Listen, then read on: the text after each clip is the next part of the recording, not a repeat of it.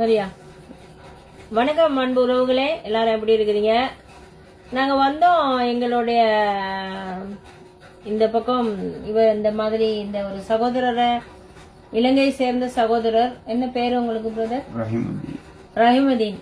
சரியா? இவர் எனக்கு சரப்பான் பிரதர் சொன்னாரு இவரை பத்தி கொஞ்சம் போய் பார்க்க சொல்லி. இவருக்கு என்னன்னு கேட்டா இப்போதைக்கு டயாலிசிஸ் பண்ணணும். அந்த மெஷினை காட்டுங்க கொஞ்சம்.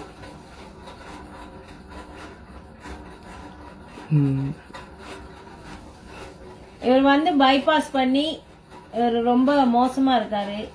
இவருக்கு சில உதவிகள் தேவைப்படுது மருந்துக்கு. அப்படி அப்ப அகையால இந்த அன்பான உறவுகளே, உங்களால முடிந்த உதவிகளே செய்யுங்க. இவருக்கு பைபாஸ் பண்ணி இருக்குது. அதே மாதிரி இந்த ரூமுக்கு, சாப்பாட்டுக்கு, மருந்துக்கு இவருக்கு கொஞ்சம் இப்ப இந்த டயாலிசிஸ் பண்ணிக்கிட்டு இருக்கிறாங்க. இந்த டயாலிசிஸ் பண்றது சில நேரத்துல அது சரிப்பட்டு வரலன்னா இவர் ஹாஸ்பிட்டலுக்கு கொண்டு போகணும். இப்ப இவர் ஹாஸ்பிட்டல்ல இருந்து ஒரு முந்தின நாள் தானே வந்தீங்க? 3 நாள் தான் வந்திருக்கு. என்னை கூப்பிட்டாரு பார்க்க சொல்லி, அம்மா பாருங்கம்மா அப்படின்னு சொல்லிட்டு.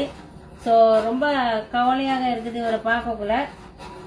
இவருக்கு மருந்துக்கு செலவு வேணும். அதே மாதிரிக்கு போறதுக்கு வர்றதுக்கு பல விஷயங்கள் இருக்குது. அதனால நான் இப்ப இவரை பார்த்தேன். இன்னைக்கு நான் சர்ச்சுக்கு போனேன். அதோட சர்ச்சுக்கு போய் முடிஞ்சு நான் இவரை இவருக்கு ஒரு சிறிய தொகையை கொடுத்துட்டு போறதுக்கு. என்னோட இணைந்து கொண்டாட ஒரு சகோதரி சுஜா சித்ரா கட்டார்ல இருக்கிறவங்க, அவங்களும் ஒரு சிறிய தொகையை கொடுத்தாங்க எனக்கு. அதே மாதிரி நானும் சேர்ந்து எங்களுடைய குரூப்பின் சார்பாக நான் இதை பார்க்க வந்தேன். சுபா ஷர்மி, உங்களுக்கு தெரியும், செயலாளர், என்னையோட இருக்கிற செயலாளர், அவரோட சேர்ந்து தான் நான் வந்தேன் பார்க்கறதுக்கு. முடிந்தவர்கள் இவருடைய நம்பரை சாரன் சொல்லுங்க பிரதர், உங்களுடைய நம்பரை 65022770. தமிழ்ல சொல்லுங்க பாப்போம்.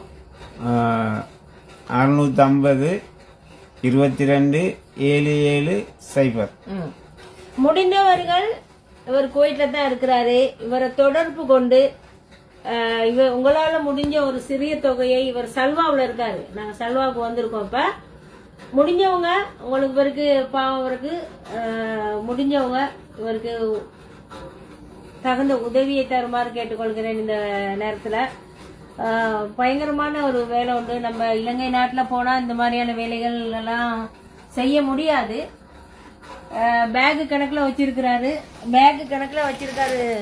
இது மருந்துகள்லாம் பேக் கணக்குல இருக்குது. இங்க பாருங்க தூக்க கூட இல்ல. சோ இந்த மருந்துகள் எல்லாம் எடுக்கிறதுக்கு இப்ப நீங்க எல்லாம் சொன்ன பிற்பாடு கேட்கலாம், ஏன் ஒரு வெளியே போக மாட்டேங்கிறாருன்னு சொல்லிட்டு. ஸ்ரீலங்காவுக்கு ஏன் போக இல்லாதுன்னு சொல்றாரு. ஸ்ரீலங்காவுக்கு போகாதது காரணம், இந்த டயாலிசிஸ் ஒரு நாளைக்கு ஸ்ரீலங்கா ருபீஸ்ல 15,000 வேணும். அப்போ ஒவ்வொரு நாளும் இவருக்கு டயாலிசிஸ் பண்ணணும். டயாலிசிஸ் பண்றதுன்னா உங்களுக்கு தெரியும், இந்த கிட்னிய கழுவுறது, எந்த நாளும் கழுவுறது. அந்த கிட்னி வேலை செய்யாம இருக்கும்போது ரத்தத்தை சுத்திகரிக்கிறது, அந்த இதுகளை சுத்திகரிக்கிறது தான் அந்த டயாலிசிஸ் சொல்றது. இந்த மெஷின் அரசாங்கத்துல கொடுத்துருக்காங்க. அவர் ரிட்டர்ன் பண்ணணும் அந்த மெஷினை. எல்லாரும் ப்ரே பண்ணிக்கோங்க அவருக்காக வேண்டி. நல்லபடியா அவர் குணமடையணும், நல்ல ஆரோக்கியத்தை கொடுக்க வேணுமென்று. அதே மாதிரி தயவு செய்து இந்த குவைட் நாட்டுல யாராவது ஒருத்தருக்கு உங்களால முடிஞ்ச உதவி செய்வதற்கு தயவு செய்து அவருடைய நம்பரை எடுத்துக்கிட்டு அவருக்கு கால் பண்ணி அவருக்கு உதவுமாறு மிக தாழ்மையுடன் கேட்டுக்கொள்கின்றேன். வணக்கம் அனைவருக்கும். அன்பான உறவுகளே, இந்த சகோதரர் என்னை கூப்பிட்டாரு பார்க்கறதுக்கு. அதே மாதிரி நானும் டைம் கிடைக்கணும் எனக்கும் போய் பார்க்கறதுக்கு. இன்றைக்கி போய் பார்த்தோம். சர்ச்சுக்கு போயிட்டு அவரை தான் போயிட்டு பார்த்துட்டு வந்தேன். இப்போ தான் வந்தேன் நானும். இவருக்கு பல உதவிகள் தேவைப்படுது. இலங்கைக்கு போனால் இவருக்கு ரொம்ப வயது குறைவான ஒரு மனுஷர். ஆனாலும் நோய்வாய்ப்பட்டு அந்த நோயில் அவர் தாக்கப்பட்டிருக்குது. உங்களால் முடிஞ்ச உதவிகளை இந்த சகோதரருக்கு சல்வாவில் இருக்கார். அவர் நம்பரை சொல்லியிருக்காரு. ஒரு 5 கேடி சரி உங்களால் கொடுத்து உதவ முடியும்னா ஒரு பெரிய புண்ணியம் உங்களுக்கு. தயவு செய்து நாம் தான் நம்மளுடைய மக்களுக்கு உதவி செய்யணும். நம்ம தான் முடியாதவங்கள பார்க்கணும். அவருக்கு வந்து நான் ஏன் போனதுக்கு காரணம், நான் ஒரு சிறிய தொகைத்தான் நான் கையில் கொடுத்தேன். ஒரு 30 டினார் போல தான் நான் கையில் கொடுத்தோம். இந்த தொகையை விட நோய்வாய்ப்பட்டு இருக்கும்போது யாராவது போய் பார்க்குறாங்க தானே, அது மாதிரி ஒரு இது எதுவுமே இல்லை, ஒரு சந்தோஷம் எதுவுமே இல்லை. ஆகையால் தான் நான் அது பார்த்தேன். அவர் என்னன்னு கேட்டால், ஹாஸ்பிட்டலில் இருக்கும்போதே என்னை கூப்பிட்டாரு, வந்து பாருங்களே அம்மா அப்படின்னு. அந்த பாமா இருந்துச்சு, எனக்கு அது ரொம்ப கவலையாகவும் இருந்துச்சு.